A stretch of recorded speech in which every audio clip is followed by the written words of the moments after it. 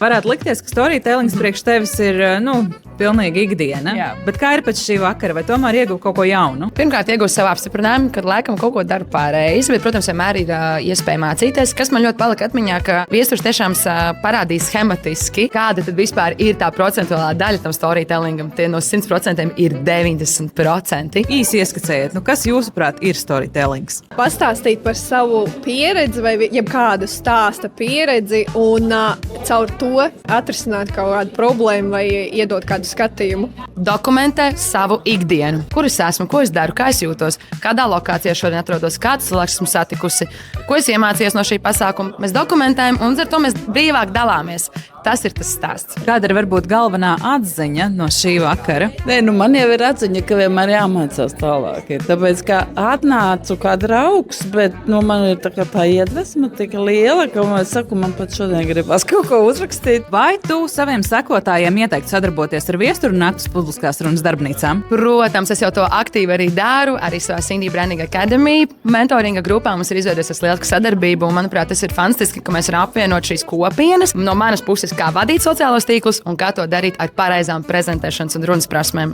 Brīnišķīgi. Es ļoti priecājos par šo mūsu sadarbību un vienmēr esmu priecājies arī par Viesturu darbu un ko viņš dara.